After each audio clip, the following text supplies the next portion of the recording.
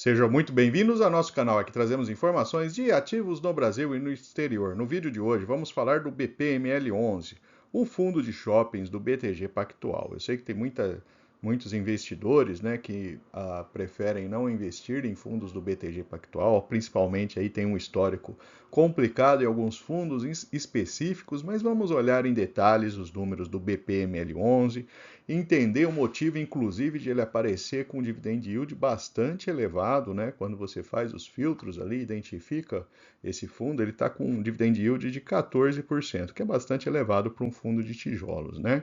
Vamos entender um pouco melhor a situação desse fundo, fique com a gente até o final e se o vídeo ajudar em seus estudos, fique à vontade para curtir, compartilhar e se inscrever em nosso canal.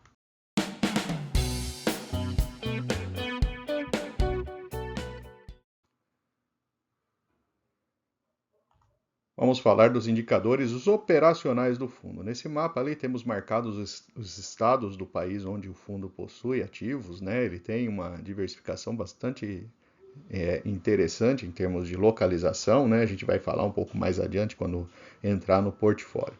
Mas aqui a gente tem aqui alguns dados interessantes. Ocupação do portfólio de 92,7%. A gente vai ver a evolução desse dado também. SSR, né, que é o aluguel das mesmas lojas, né, um crescimento de 2,4%. E SSS, que é a venda das mesmas lojas, né, 3,9% de crescimento. Um dado positivo, né, uma vez que as vendas nas lojas cresceram mais do que o aluguel, isso daí diminui a pressão financeira sobre os lojistas, né? Mas em ambos os casos aí ficou ligeiramente abaixo aí dos índices de inflação. Então aqui temos a abertura aqui da ocupação do fundo, né? Então, 2024 ele está com 92,7, mas se a gente olhar ali e voltar a 2019 a gente tinha 96,3, depois ele caiu para o patamar de 94, chegou a beliscar 95 em 22 e agora caiu. Então a ocupação, né, do portfólio, né, ela apresentou queda nesse último ano. Esse é um ponto de atenção ali para o investidor. Fluxo de veículos também, né? A gente tem aqui a evolução do fluxo de veículos. Ele ficou estável entre 2022 e 2023, né? Apresentando ali, né, até esse momento em 2024, 4,4 milhões. Provavelmente, né, a hora que completar o ano, ele vai acabar ficando abaixo desses 6 milhões. Então, a gente tem também um fluxo de veículos diminuindo aí na média do portfólio.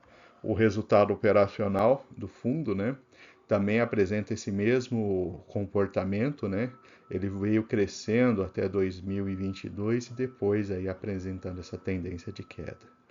E uma situação semelhante, que são as vendas totais também, que apresentaram ali uma certa estabilidade entre 22 e 23. A gente viu que nas mesmas lojas, né, o crescimento foi de 3,9%. Então, provavelmente ele vai fechar o ano aí bem próximo desses 2,1, né? Lembrando que o mês de dezembro, especialmente, é um mês de vendas bastante elevados em shopping, né? Aqui temos um outro dado interessante, que é a inadimplência líquida do portfólio.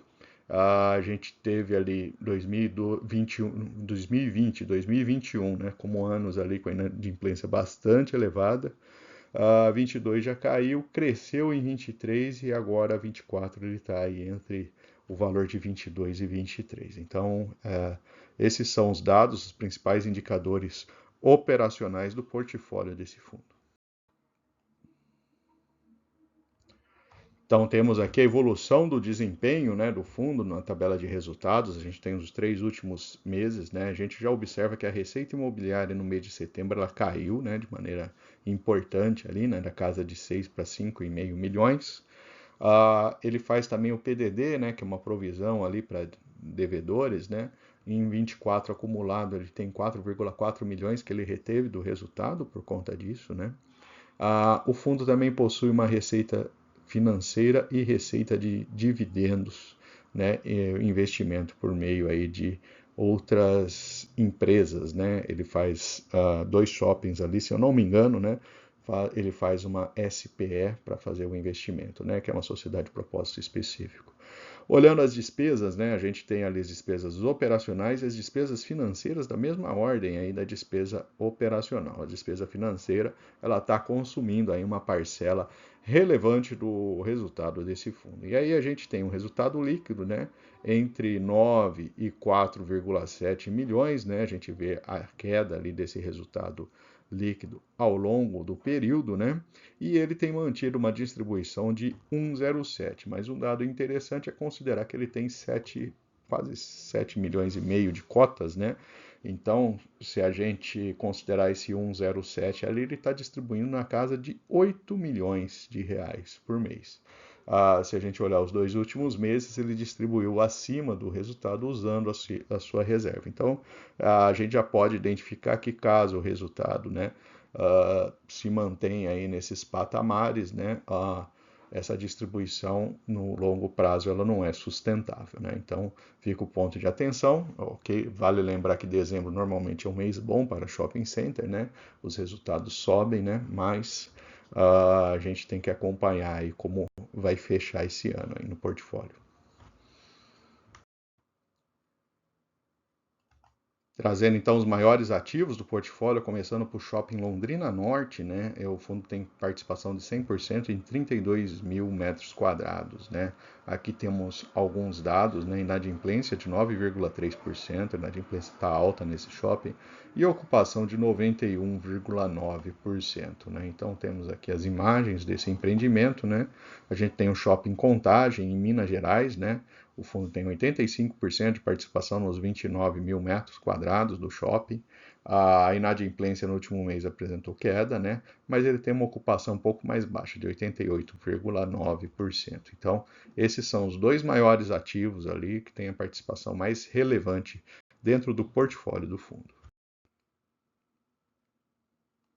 Vamos falar então dos piores ativos, né? A gente tem o Osasco Plaza em Osasco, na cidade de São Paulo. O fundo tem 39% de um shopping relativamente pequeno, de 5.500 metros quadrados, né? Ele tem uma ocupação de 91,5%, né? Então, inadimplência de 0,1%.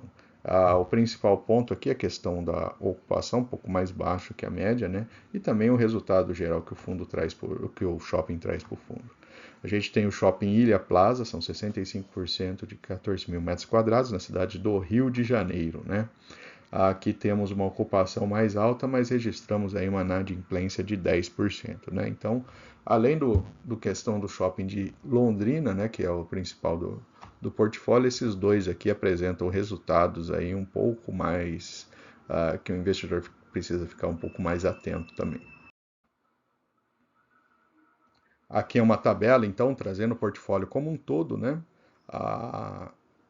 São todos os shoppings, ele possuem 2 imóveis no Rio de Janeiro, né? O Ilha Plaza e o Casa Gourmet Shopping, né?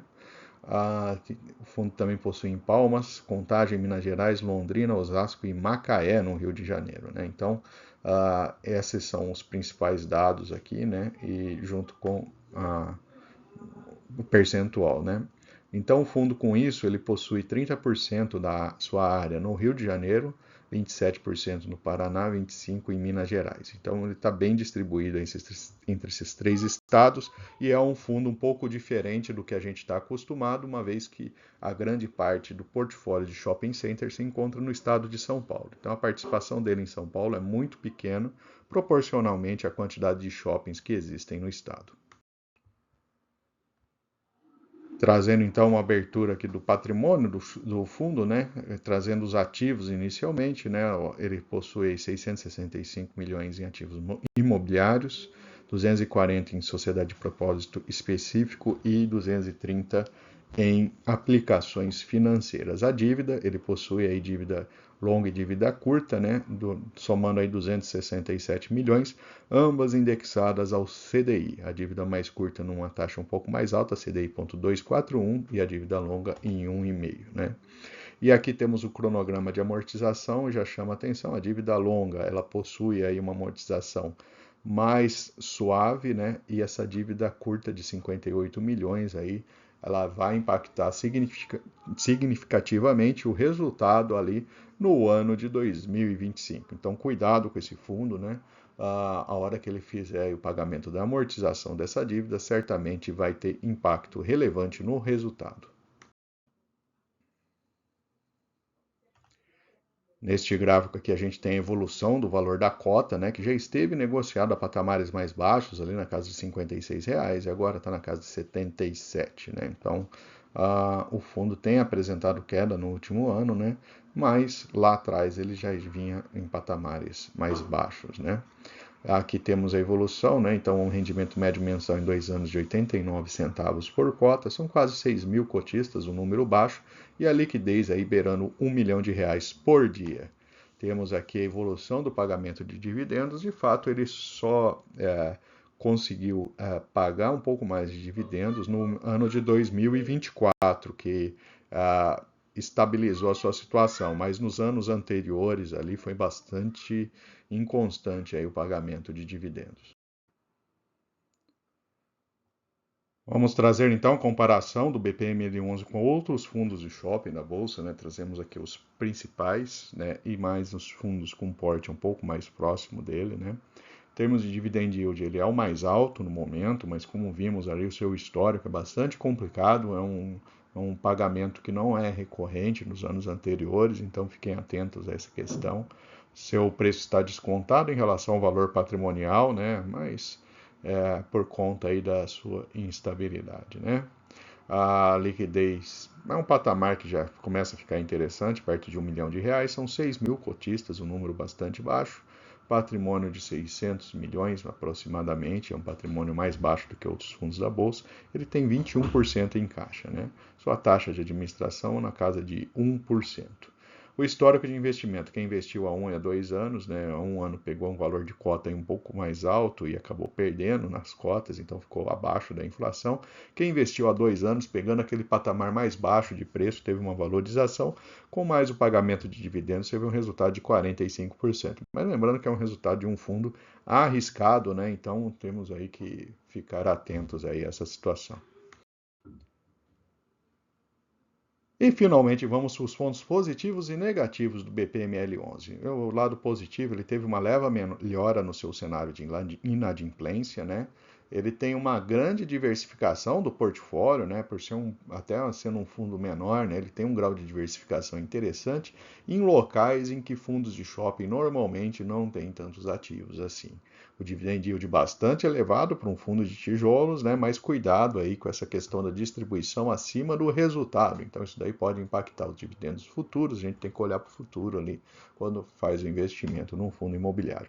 Do lado negativo, a queda da ocupação, né?